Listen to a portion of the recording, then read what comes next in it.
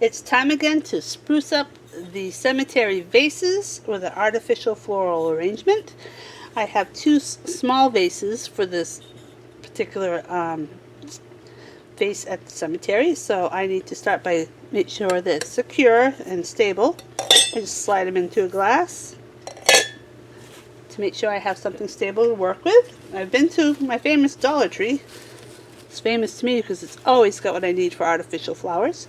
These are all coneflowers, or echinacea if you were to grow them in your yard. The same flower in two different colors. This one's a rose mauve color, and this one is a rusty color with yellow inside. This one's kind of got gold tone inside. And that's what I'll be using today. But first, I have to fill the vases with some foam in which to work from. So I need the foam to put in the containers, and I have an assortment of foam, some leftover foam from last year, and this one, I don't know when I bought this one, but this one's called dry floral foam, and I'm not sure if it was from Walmart or Dollar Tree. However, that's what I'm using today. Just to let you know the size, actually the circumference of these little vases comes to 3.5 inches on the outer edge. The inner side, however, is probably 2.25, it looks like. So 2.25 inches on the inside and 3.5 on the outside. So I have my trusty jackknife here. And I just need to get that in there. Oops, let's not use the bottle opener. That's not efficient at all. Where's my knife? There we go. So I'm just going to trim down the square side, because obviously it's going in a round hole.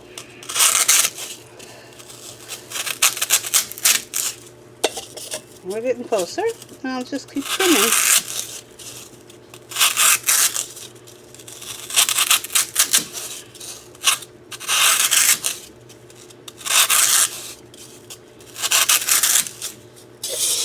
Aha, what do you think? Now, just forcing it in, and that's great. This one I'm just going to cut open. Save some for next year. We'll start again.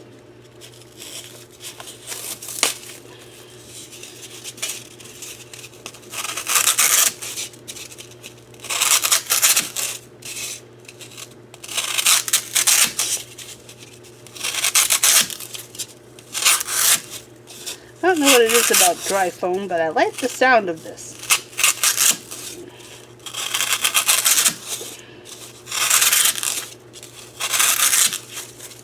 Let's see if it works on this one. Alright, we're good to go, and a nice firm push. A little bit more on one side, and it's level. Time to discard the waste, and I'll be right back. Now we've cleaned up the clutter, and back to the flowers. For those of you who have seen any of floral arrangements that I've done previously, you guys know the next step, but I'll do it one more time to make sure anybody new who's watching understands. Any floral stems that I purchase, I just push up the leaves towards the flower itself on each stem to give it a much more fuller look. Then I'm going to do 2 vases, therefore I should have the same amount of flowers.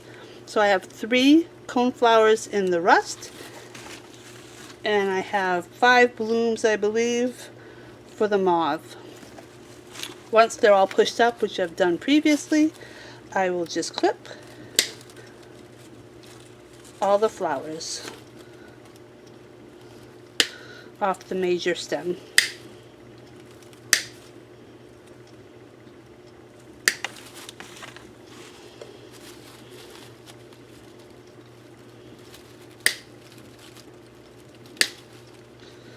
My new wire cutters do a great job. If you've seen a previous video that I did a wreath, I was working with some very old ones that were in need of sharpening, but I got some brand new ones.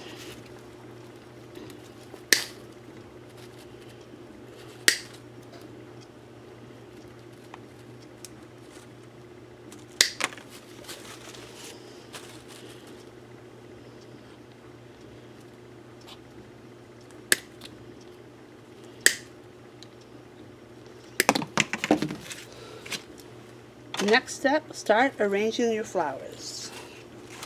Just gonna separate the colors and the numbers in which I have to work with before I get started. Sometimes you get a longer flower stem, sometimes you get shorter ones. Try to match them up before you get started. And here we go. Alright, since I have more of the mauve, I think I'll start with the rust in the center. The tallest rust one I'll put in the middle. Make sure the height is approximately the same. Now, maybe I can take you back a bit to show you. Since these are small vases, I'm not going to make them too overwhelming. I generally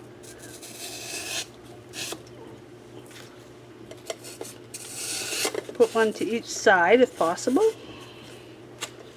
So I start with 3.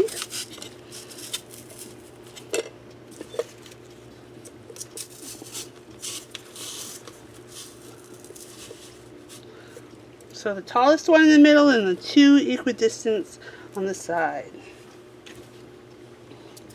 Pink in the front, or the mauve.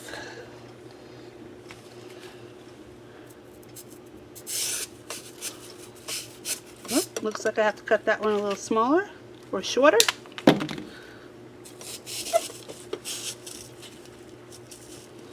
There we go. I'm just going to even out the stems on these as well.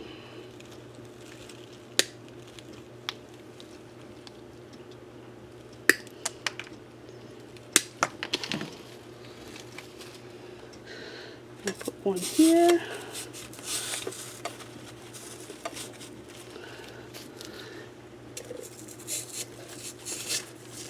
One here.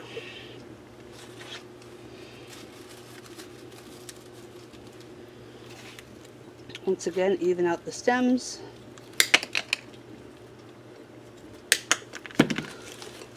So I'm going to do it on this side. I know it's kind of crowded, but it seems to be the way I'm working today. So I have 3 mauve in the front, 3 rust in the middle, and as I flip them over to the opposite side,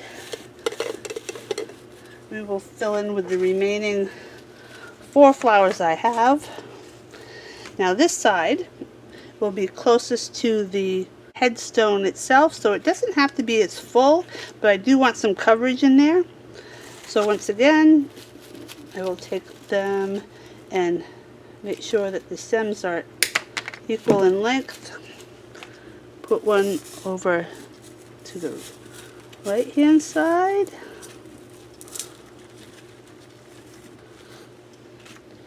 Of each of the displays.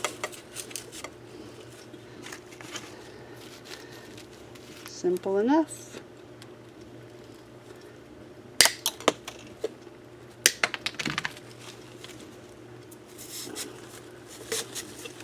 One on this left-hand side. It's likely again that this is going to be towards the headstone, so it doesn't have to be as full. However, as I stand back and look, I see some space in here against the side of the headstone. That doesn't bother me at all. But if I should spin them both around, there's quite a gap between the tall center flower and the ones below. I just want to make that a little bit less noticeable. So I'm just going to push them down. As simple as can be. That's all we need to do. See, I turn around and look at it this way. Maybe this one can bend forward a little bit.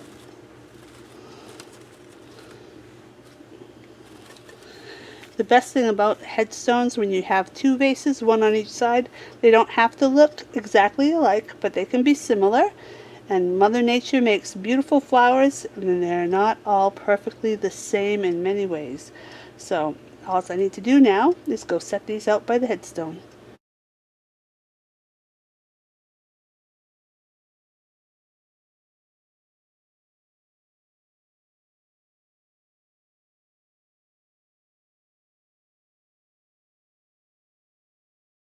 Thanks for watching, Sandy Pro. Gotta go. Bye.